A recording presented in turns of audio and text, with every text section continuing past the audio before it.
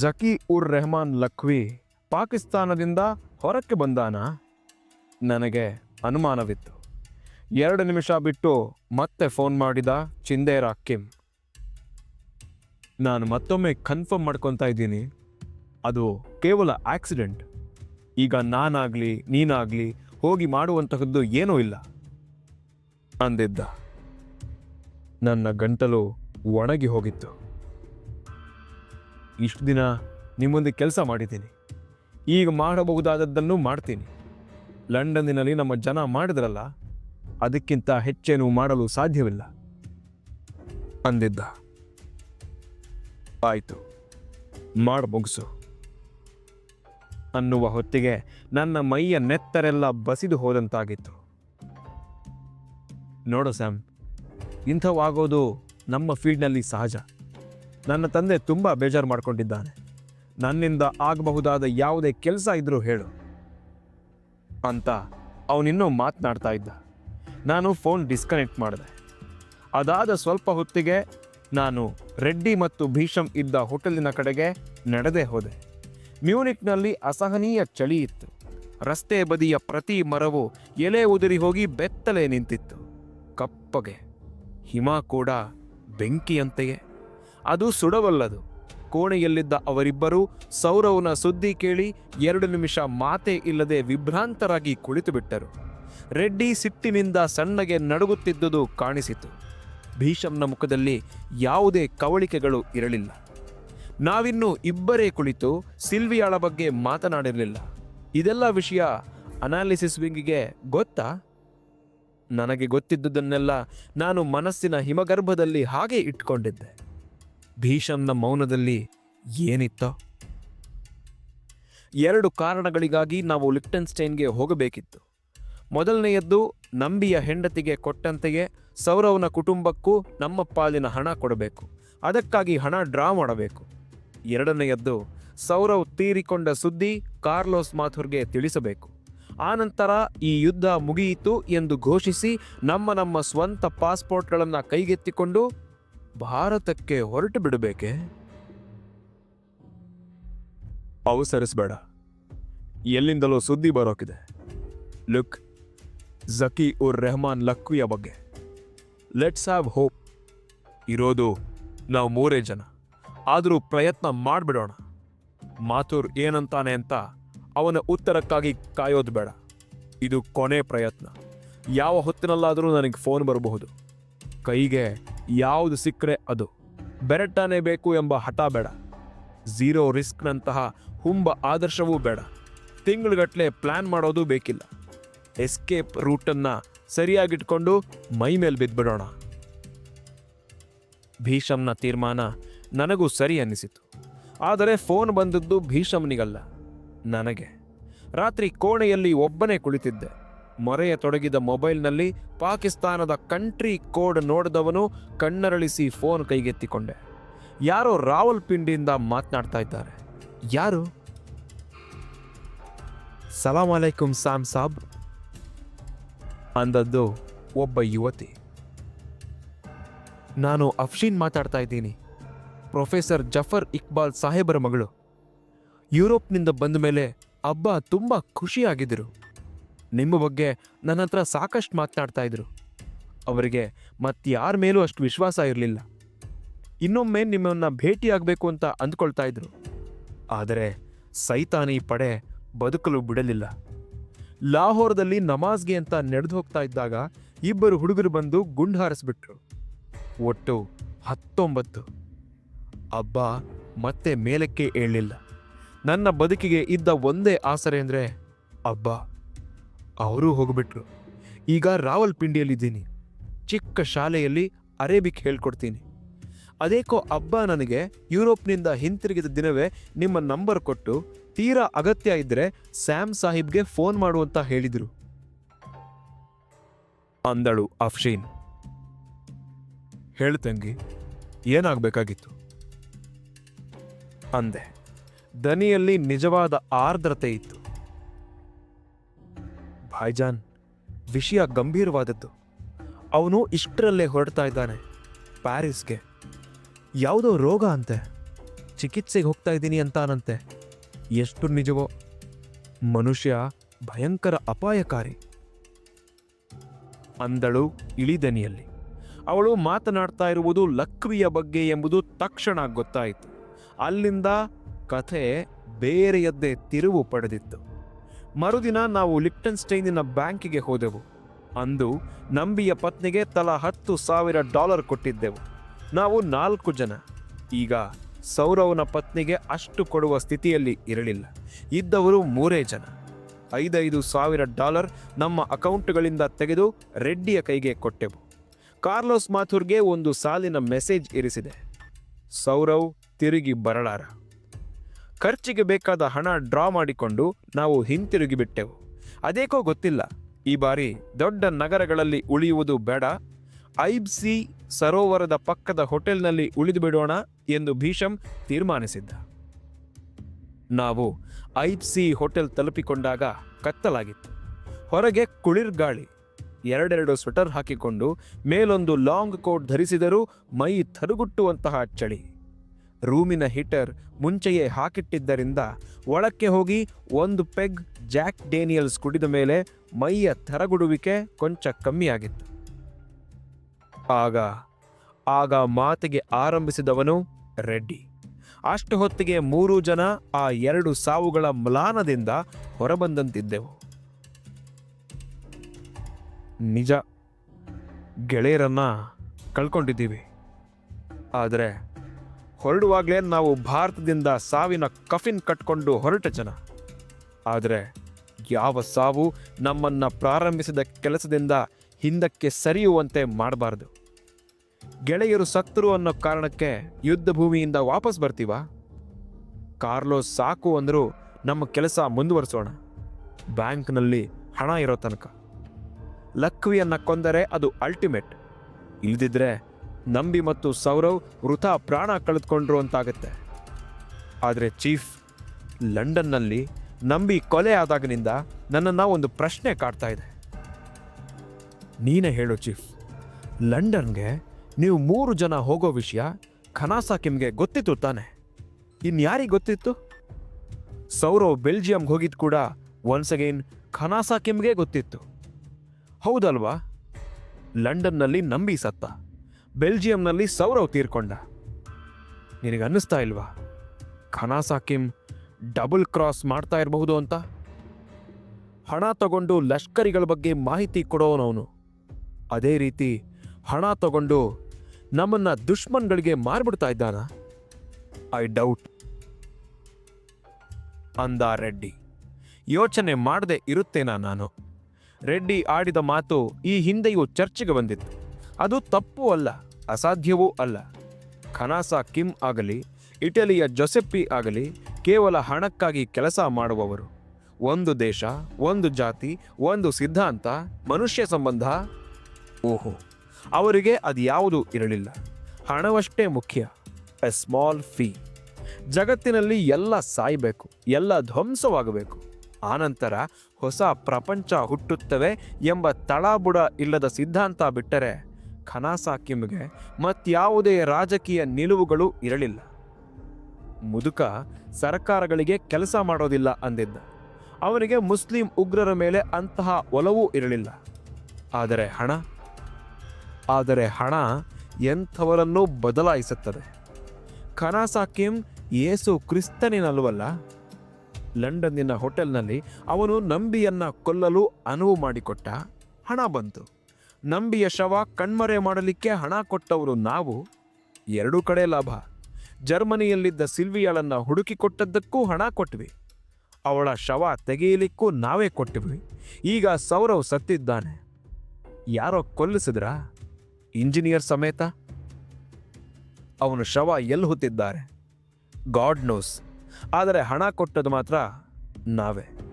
ಖನಾಸಾಕಿಮ್ ಈ ಕೆಲಸ ಮಾಡಿದ್ದೆ. ಆದರೆ ಅವನೀಗ ಎಲ್ಲರಿಗೂ ಸ್ನೇಹಿತ, ಎಲ್ಲರಿಂದಲೂ ಹಣ. ಎಲ್ಲರೂ ಅಷ್ಟಿಷ್ಟು ಮಾಹಿತಿ ತಮಗೆ ಅರಿವಿಲ್ಲದೆ ಕೊಡ್ತಾರೆ. ಅದೇ ಮಾಹಿತಿಯನ್ನ ಇನ್ನೊಬ್ಬರು ಹಣ ಕೊಟ್ಟು ಖರೀದಿ ಮಾಡ್ತಾರೆ. ಪಾಸಿಬಲ್. ಆದರೆ ರೆಡ್ಡಿ, ಖನಾಸಾಕಿಮ್ ನಮ್ಮನ್ನ ದುಶ್ಮನ್ಗಳಿಗೆ ಹಣಕ್ಕಾಗಿ ಮಾರಲು ನಿರ್ಧಾರ ಮಾಡಿದರೆ ಇಷ್ಟು ದಿನ ಕಾಯ್ಬೇಕಿತ್ತ? ಇಷ್ಟೊಂದು ಕೊಲೆಗಳು ಆಗುವವರೆಗೆ? ಆರಂಭದಲ್ಲೇ 5 ಜನರನ್ನ ದಾಟಿಸಿ ದೊಡ್ಡ ಮೊತ್ತದ ದುಡ್ಡು ಮಾಡ್ಕೊಳ್ಬಹುದಾಗಿತ್ತು. ಯಾರಿಗೊತ್ತು? ಆಗ ಕೊಳ್ಳುವವರು ಇರ್ಲಿಲ್ವೇನೋ? ಬಂಗಾರದ ಮೊಟ್ಟೆ ಇಡುವ ಕೋಳಿಯನ್ನ ನಿಧಾನವಾಗಿ ಕೊಂದರಾಯ್ತು ಅಂತ ಅಂದ್ಕೊಂಡಿದ್ರ? ಖನಾಸ ಕಿಮ್ ಒಳ್ಳೆಯವನೇ ಇರಬಹುದು. ಅವನಿಗೂ ಗೊತ್ತಿಲ್ಲದೆ ಚಿಂದೇರ ಕಿಮ್ ದುಶ್ಮನ್ಗಳ ಕೈ ಹಿಡಿದಿದ್ರೆ? ಕಿಮ್ನಂಥವರ ಗ್ರೂಪ್ಗಳು ಇಲ್ಲದಿದ್ರೆ ಭಯೋತ್ಪಾದಕರು ಕೆಲಸ ಮಾಡಲು ಸಾಧ್ಯವೇ ಇಲ್ಲ. ಕಿಮ್ ಯಾರ್ಯಾರಿಗಾಗಿ ಕೆಲಸ ಮಾಡ್ತಾನೋ ಯಾರಿಗೊತ್ತು? ಅವನಿಗೆ ಮಾಫಿಯಾದಿಂದ ಹಿಡಿದು ಎಲ್ಲ ತರಹದ ಜನರ ಜೊತೆ ವ್ಯವಹಾರ ಇದೆ. ಅಂದ ರೆಡ್ಡಿ ಮತ್ತೇನೋ ಹೇಳಲು ಹೋಗಿ ಸುಮ್ಮನಾದ. ತಕ್ಷಣ ನನಗೆ ಆ ಶಬ್ದ ಹೊಳೆಯಿತು. ಪ್ಯಾರನೋಯ್ಯ. ಎಂಥ ಗಟ್ಟಿ ಮನಸ್ಸಿನವರಿಗೂ ಈ ಮನೋವ್ಯಾಧಿ ನಿಧಾನವಾಗಿ ಆರಂಭವಾಗುತ್ತೆ. ಅದು ದೇಶಕ್ಕಾಗಿ ಹತ್ಯೆಗಳನ್ನು ಮಾಡುತ್ತಾ ನಡೆದವರನ್ನೂ ಕಾಡಬಹುದು, ಸರಣಿ ಹಂತಕರನ್ನೂ ಕಾಡಬಹುದು, ಭಯೋತ್ಪಾದಕರನ್ನೂ ಕಾಡಬಹುದು, ಕ್ರಾಂತಿಕಾರಿಗಳನ್ನೂ ಕಾಡಬಹುದು. ಏಕೆಂದರೆ ನಾವೆಲ್ಲರೂ ಬದುಕುವ ರೀತಿ ಒಂದೇ ತೆರನಾದದ್ದು. ನಾವೆಲ್ಲರೂ ಭೂಗತರು, ಯಾರನ್ನೋ ಕೊಲ್ಲ ಹೊರಟವರು ಅಷ್ಟೇ. ನಮ್ಮನ್ನು ಯಾರೋ ಕೊಂದು ಬಿಡಬಹುದು ಎಂಬ ಭೀತಿ ಹುಟ್ಟಿದ ಕ್ಷಣದಿಂದ ಈ ಪ್ಯಾರನೋಯ ಪ್ರಕಟಗೊಳ್ಳತೊಡಗುತ್ತದೆ ಮನಸ್ಸಿನಲ್ಲಿ. ತುಂಬ ದಿನ ಭೂಗತ ಜೀವನ ನಡೆಸಬಾರದು. ಇದ್ದಕ್ಕಿದ್ದಂತೆ ಏನೋ ಆಗಲಿದೆ ಎಂಬ ಭಯ, ಚಿಕ್ಕ ಪುಟ್ಟ ಭಯಗಳನ್ನು ದೊಡ್ಡ ಮಟ್ಟದಲ್ಲಿ ಕಲ್ಪಿಸಿಕೊಳ್ಳುವಿಕೆ, ಎಲ್ಲವುದರ ಮೇಲೂ ಅನುಮಾನ, ಯಾರೋ ನಮ್ಮ ಕುರಿತು ಮಾತನಾಡುತ್ತಿದ್ದಾರೆ ಎಂಬ ಗಾಬರಿ. ಹೀಗಾಗೋದು ಸಹಜ. ಇದು ಬಹುಶಃ ಭೀಷಮ್ಗೂ ಅರ್ಥವಾಗಿತ್ತು. ನಂಬಿಯ ಕೊಲೆ ಆದ ದಿನದಿಂದ ನನಗೆ ನೆಮ್ಮದಿಯಾಗಿ ನಿದ್ರೆ ಮಾಡಲು ಆಗ್ತಾ ಇರಲಿಲ್ಲ. ಮೊದಲೆಂದೂ ಹೀಗಾಗಿರಲಿಲ್ಲ. ದಿಂಬಿಗೆ ತಲೆ ಇಟ್ಟ ಕೂಡಲೇ ನಿದ್ರೆ. ಅದು ಹೋಟೆಲ್ ಇರಲಿ, ಮನೆ ಇರಲಿ, ಸೇಫ್ ಹೌಸ್ ಇರಲಿ, ವಿಮಾನದಲ್ಲೇ ಇರಲಿ. ನಾನು ತುಂಬ ಮೈ ಮರೆತು ನಿದ್ರಿಸುವವನಲ್ಲವಾದರೂ ನಿದ್ದೆ ಬಾರದೆ ಹೊರಳಿದವನಲ್ಲ. ಇತ್ತೀಚೆಗೆ ಮಂಚದ ಮೇಲೆ ಮಲಗೋದಕ್ಕೆ ಭಯವಾಗ್ತಾ ಇತ್ತು. ಹೋಟೆಲಿನ ಕೋಣೆಯಲ್ಲಿ ಒಬ್ಬನೇ ಇದ್ದರೆ ಮಂಚದ ಮೇಲಿನ ಹಾಸಿಗೆ ತೆಗೆದು ಕೆಳಗೆ ಹಾಸ್ಕೊಂಡು ಮಲಗ್ತಾ ಇದ್ದೆ. ಮಂಚಕ್ಕೆ ಯಾರೋ ಬಾಂಬ್ ಕಟ್ಟಿದ್ರೆ ಅನ್ನಿಸ್ತಾ ಇತ್ತು. ಮತ್ಯಾರೋ ಬಾಗಿಲು ಒಡೆದುಕೊಂಡು ಒಳನುಗ್ಗಿದರೆ ಅವರು ಮೊದಲು ನೋಡೋದೇ ಹಾಸಿಗೆಯ ಕಡೆಗೆ. ಇದು ಕೂಡ ಪ್ಯಾರನೋಯಾದ ಲಕ್ಷಣವೇ. ಆದರೆ ಭೀಷಮ್ ಮತ್ತು ರೆಡ್ಡಿಯೊಂದಿಗೆ ನಾನು ಇದ್ಯಾವುದನ್ನು ಚರ್ಚಿಸಲಿಲ್ಲ. ಅವರೊಂದಿಗೆ ಚರ್ಚಿಸದೆ ಇದ್ದ ಇನ್ನೊಂದು ಅತಿಮುಖ್ಯ ವಿಷಯವಿತ್ತು. ರೆಡ್ಡಿ ತನಗೆ ಅರಿವಿಲ್ಲದ ಹಾಗೆ ಆ ಪ್ರಶ್ನೆಯನ್ನ ನನ್ನ ಎದುರಿಗೆ ಇರಿಸಿದ್ದ. ನೀವು 3 ಜನ ಲಂಡನ್ನಿಗೆ ಹೋಗುವ ವಿಷಯ ಇನ್ಯಾರಿಗೆ ಗೊತ್ತಿತ್ತು ಅಂತ ಕೇಳಿದ್ದ. ನನ್ನ ಮನಸ್ಸು ಜೇಡರ ಬಲೆಯೊಳಗೆ ಸಿಕ್ಕು ಬಿದ್ದ ಪತಂಗದಂತಾಗಿತ್ತು. ನಮ್ಮನ್ನ ಲಂಡನ್ನಿಗೆ ಕಳಿಸಿದ್ದವನೇ ಆತ, ಕಾರ್ಲೋಸ್ ಮಾಥುರ್. ಯಾಕೆ ಕಳಿಸಿದ್ದ? ಲಂಡನ್ನಿನಲ್ಲಿ ನಮ್ಮನ್ನ ಯಾರು ಭೇಟಿಯಾಗಬೇಕಿತ್ತು? ಯಾರೂ ಭೇಟಿಯಾಗಲಿಲ್ಲ. ಆದರೆ ಯಾರೋ ಬೆನ್ನತ್ತಿದರು. ಯಾರದು? ಯಾರೋ ನಂಬಿಯನ್ನ ಬೇಟೆಯಾಡಿದರು. ಯಾರದು? ಹಂತಕಿಗೆ ಅವತ್ತು ನನ್ನನ್ನು ಕೊಲ್ಲೋದಿತ್ತು, ತಪ್ಪಿದರೆ ನಂಬಿಯನ್ನ. ನಾವಿಬ್ಬರೇ ಯಾಕೆ? ಅವಳಿಗೆ ಅದೇ ಫಾರ್ಮಾಸ್ಯೂಟಿಕಲ್ ಕಂಪನಿ ಹಣ ಕಳಿಸಿತ್ತು. ಏಕೆ? ಅವಳ ಬಳಿ ಗಣಪತಿ ಒರ್ಬ್ಯಾಸಿನೋ ವಿಳಾಸದ ಚೀಟಿ ಇತ್ತು. ಯಾಕೆ? ಅಲ್ಲಿ ಎಲ್ನೋರಾ ಯಾಕೆ ಕೊಲೆ ಆದಳು? ಇಷ್ಟಕ್ಕೂ ಅವಳು ಸರ್ವೈಲೆನ್ಸ್ ಮಾಡುತ್ತಿದ್ದಳಾದರೂ ಯಾರ ಪರವಾಗಿ? ಅವಳು ಇಟಲಿಗೆ ಪೆಟ್ಟಿಗೆಗಳಲ್ಲಿ ಕಳಿಸುತ್ತಿದ್ದುದು ಏನು? ಕಾರ್ಲೋಸ್ ನಮಗೆ ಕೊಟ್ಟ ಪಟ್ಟಿಯನ್ನು ಹೊರತುಪಡಿಸಿ ನನ್ನಿಂದ ಒಬ್ಬನನ್ನು ಕೊಲೆ ಮಾಡಿಸಿದ. ಕೊಲೆ ಆದವನು ಡಾನ್ ವಿಜ್ಜಿನಿ, ಇಟಾಲಿಯನ್. ಆಮೇಲೆ ನಂಬಿಯಿಂದ ಟ್ಯೂರಿನ್ನಲ್ಲಿ ಒಂದು ಕೊಲೆ ಮಾಡಿಸಿದ, ಅವನು ಕೂಡ ಇಟಾಲಿಯನ್. ಮುಂದೆ 2 ಇಟಾಲಿಯನ್ನರನ್ನ ಜರ್ಮನಿಯಲ್ಲಿ ನಾವೇ ಕೊಂದೆವಲ್ಲ. ಇವೆಲ್ಲ ಹತ್ಯೆಗಳು ಇಟಾಲಿಯನ್ನರವೇ ಆಗಿದ್ದವು. ಆದರೆ ಅವರಿಗೆ ಲಷ್ಕರ್ ಎ ತೈಬಾದೊಂದಿಗೆ ಸಂಬಂಧ ಆಯ್ತಾ? ನಾನು ಕೊಂದವನು ಸ್ಮಾಲ್ ಫೆಲ್ಲೋ, ತೀರಾ ಸೈನ್ಯಕ್ಕೆ ಆಗುವಷ್ಟು ಬಂದೂಕು ಕಳಿಸುವ ತಾಕತ್ತಿನವನಲ್ಲ. ಆದರೂ ಮಾಯಿನೋ ಗಾಂಧಿಯವರಿಗೆ ಅದು ನೋವು ತಂದಿತ್ತು. ತವರು ಮನೆಯವರು ಮಾಡಿದ ದ್ರೋಹ ಅನ್ನಿಸಿತ್ತು. ನಾನಾದರೂ ತುಂಬ ಪ್ರಶ್ನೆ ಕೇಳಲಿಲ್ಲ, ಕೆಲಸ ಮಾಡದೆ ಮುಗಿಸ್ದೆ.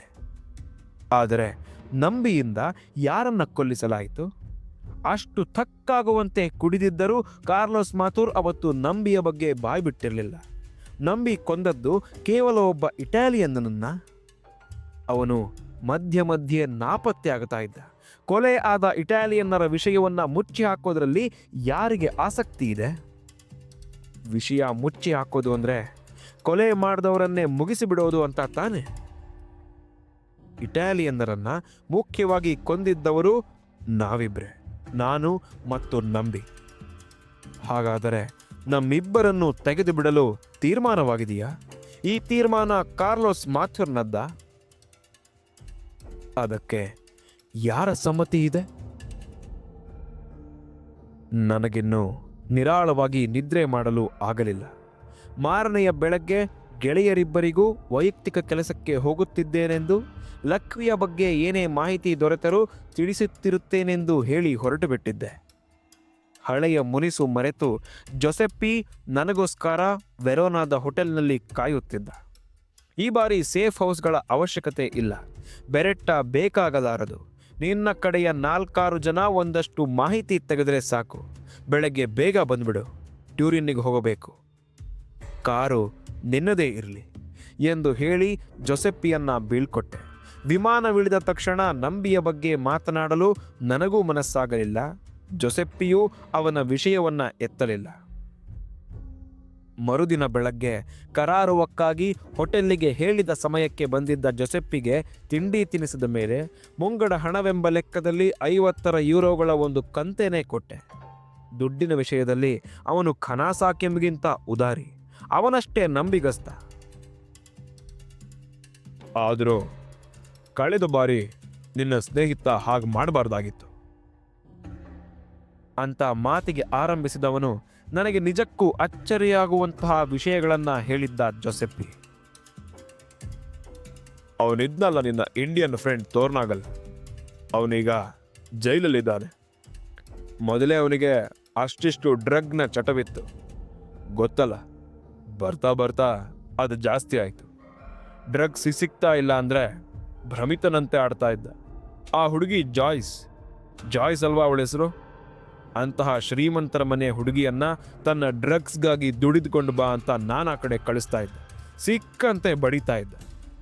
ಕಡೆಗೊಮ್ಮೆ ನಾನು ಡ್ರಗ್ಸ್ ಬಿಟ್ಬಿಡ್ತೀನಿ, ನೀನೇ ಸಹಾಯ ಮಾಡು ಅಂದ. ನಂಬಿದ ಹುಡುಗಿ ತನ್ನ ಶ್ರೀಮಂತ ತಂದೆಯ ಬಳಿಗೆ ಹೋಗಿ ಕೈಕಾಲು ಹಿಡ್ಕೊಂಡ್ಲು. ಆ ಹೊತ್ತಿಗೆ ಅವರು ಕೂಡ ಸಾಕಷ್ಟು ಕೊಟ್ಟು ಬೇಸತ್ತಿದ್ರು ನೋಡು. ಈ ಬಾರಿ ಹಣ ಕೊಡಕ್ಕಾಗಲ್ಲ, ಬೇಕಾದ್ರೆ ಮನೆಯಲ್ಲೇ ಬಂದಿರಲಿ, ಇಲ್ಲೇ ಚಿಕಿತ್ಸೆ ಮಾಡಿಸ್ತೀವಿ ಅಂತ ಅಂದರು. ಜಾಯ್ಸ್ಳೊಂದಿಗೆ ಸ್ಕ್ಯಾಂಡಿನೇವಿಯಾಗೆ ಹೋದವನು 2 ದಿನ ಟ್ರೀಟ್ಮೆಂಟ್ ತೆಗೆದುಕೊಂಡಿದ್ದಾನೆ. ಈ ಬಾರಿಯಾದರೂ ಸರಿ ಹೋದಾನು ಅಂತ ಅವಳ ಅಪ್ಪ ಅಮ್ಮ ಅಂದ್ಕೊಂಡಿದ್ದಾರೆ. ಆದರೆ ಎಂತಹ ಘಾತ ಮಾಡಿಬಿಟ್ಟ ಗೊತ್ತಾ ತೋರ್ನಾಗಲ್. ರಾತ್ರಿ ವೃದ್ಧ ದಂಪತಿಗಳು ಮಲಗಿದ್ದ ರೂಮ್ಗೆ ನುಗ್ಗಿ ಅವರಿಬ್ಬರನ್ನು ಕಬ್ಬಿಣದ ಸಳಿಯಿಂದ ಬಡಿದು ಕೊಂದುಬಿಟ್ಟಿದ್ದಾನೆ. ಅವತ್ತು ರಾತ್ರಿ ಜಾಯ್ಸ್ ಬದುಕಿ ಉಳಿದದ್ದೇ ಪವಾಡ. ಆದರೆ ಅವಳು ಮತ್ತೆ ಮಾಮೂಲು ವ್ಯಕ್ತಿಯಾಗಲು ಸಾಧ್ಯವೇ ಇಲ್ಲ. ಈಗ ಅಸೈಲಂನಲ್ಲಿ ಇದ್ದಾಳೆ. ಆಘಾತದಿಂದಾಗಿ, ತಲೆಗೆ ಬಿದ್ದ ಪೆಟ್ಟಿನಿಂದಾಗಿ ಪೂರ್ತಿ ಹುಚ್ಚು, ಸ್ಮರಣೆನೇ ಹೋಗಿಬಿಟ್ಟಿದೆ. ತೋರ್ನಾಗಲ್ನನ್ನ ಕೊಲೆಗಳಾದ ಮಾರನೇ ದಿನ ಕಾಡೊಂದರಲ್ಲಿ ಪೊಲೀಸರು ಹಿಡಿದರು. ಅವನ ತಂದೆ ತಾಯಿ ತಿರುಗಿ ನೋಡ್ತಲೂ ಇಲ್ಲ. ಏನೋ ಮಾಡಲು ಹೊರಟ ತೋರ್ನಾಗಲ್ ಕಡೆಗೆ ಏನೇನು ಮಾಡ್ಬಿಟ್ಟ ನೋಡು. ನೆಮ್ಮದಿಯಾಗಿ ಡ್ರೈವ್ ಮಾಡುತ್ತಾ ಏರಿಳಿತಗಳಿಲ್ಲದ ದನಿಯಲ್ಲಿ ಹೇಳುತ್ತಾ ಹೋದ ಜೊಸೆಪ್ಪಿ. ಯಾವ ಅಸೈಲಂನಲ್ಲಿ ಇದ್ದಾಳೆ ಜಾಯ್ಸ್? ಒಮ್ಮೆ ನೋಡಬೇಕು ಎಂಬ ಮಾತು ಬಾಯಿ ತುದಿಗೆ ಬಂದಿತ್ತಾದರೂ ಯಾಕೋ ಸುಮ್ಮನಾದೆ. ಅಕಸ್ಮಾತ್ ನಾನು ಆರಂಭದಲ್ಲೇ ಜಾಯ್ಸ್ಳನ್ನ ನೋಡಿದ್ದಿದ್ದರೆ ಅವಳ ಮತ್ತು ನಂಬಿಯ ಸಂಬಂಧದ ಬಗ್ಗೆ ಜೊಸೆಪ್ಪಿಯೊಂದಿಗೆ ಮಾತಾಡಲಿಕ್ಕೂ ಸಾಧ್ಯವಾಗಿರುತ್ತಿರಲಿಲ್ಲವೇನೋ. ಇಷ್ಟಕ್ಕೂ ನಿಮ್ಮ ಕಡೆ ಮನುಷ್ಯ ನನಗೆ ನೇರ ಪರಿಚಯನಿರಲಿಲ್ಲ. ಅವನನ್ನು ಕರ್ಕೊಂಡು ಬಂದವನೇ ತೋರ್ನಾಗಲ್. ಹಣದ ವಿಷಯದಲ್ಲಿ ನಿನ್ನಂತೆಯೇ ನಿಮ್ಮವನು ಧಾರಾಳಿ, ಚೆನ್ನಾಗೇ ಕೈ ಬಿಚ್ಚಿಕೊಡ್ತಾ ಇದ್ದ. ನನ್ನ ಕಡೆಯವರು ಯಾರನ್ನೂ ಭೇಟಿ ಮಾಡ್ತಾ ಇರಲಿಲ್ಲ. 3 ಜನರ ಮೇಲೆ ಸರ್ವೈಲೆನ್ಸ್ ಇಡುವಂತೆ ಹೇಳಿದ್ದ. 3 ಜನ ಶ್ರೀಮಂತರೇ, ಒಂದೇ ಕಸಬನವರು, ಫಿರಂಗಿ ರಫ್ತು ಮಾಡುವ ಕಂಪನಿಗಳವರು. ಅವ್ರ ಬಗ್ಗೆ ಏನೇ ವರ್ತಮಾನ ಇದ್ರೂ ನಾನೇ ಹೋಟೆಲ್ಗೆ ಹೋಗಿ ಹೇಳಬೇಕು. ಹೆಚ್ಚಾಗಿ ಫೋನೂ ಬಳಸ್ತಾ ಇರಲಿಲ್ಲ. ಆದರೆ ಅವನು ದಾರಿ ತಪ್ಪಿಸ್ದವನೇ ತೋರ್ನಾಗಲ್. ದುಡ್ಡಿನ ಆಸೆ ನೋಡು, ಮಾಹಿತಿ ಪೂರ್ತಿ ನನ್ನಿಂದ ಪಡೆದುಕೊಳ್ಳುವಂತೆ ಮಾಡ್ದ. ಉಳಿದ ಸಪೋರ್ಟು ತಾನು ಕೊಟ್ಟು ಹಣ ಮಾಡಿಕೊಂಡ. ಆ ಹೊತ್ತಿಗಾಗಲೇ ಅವನ ಹುಡುಗಿ ಜಾಯ್ಸ್ ಸಾಕಷ್ಟು ದಿಕ್ಕು ತಪ್ಪಿದ್ದಳು. ನಿಮ್ಮವನಿದ್ದಷ್ಟು ದಿನವೂ ಅವನ ಕೋಣೆಯಲ್ಲೇ ಇರ್ತಾ ಇದ್ಲು. ಒಮ್ಮೆಯಂತೂ ನಾನು ಭೇಟಿಗೆ ಹೋದಾಗ ಅವಳಿಗೆ ಎಚ್ಚರವೂ ಇರಲಿಲ್ಲ, ಮೈ ಮೇಲೆ ಬಟ್ಟೆನೂ ಇರಲಿಲ್ಲ.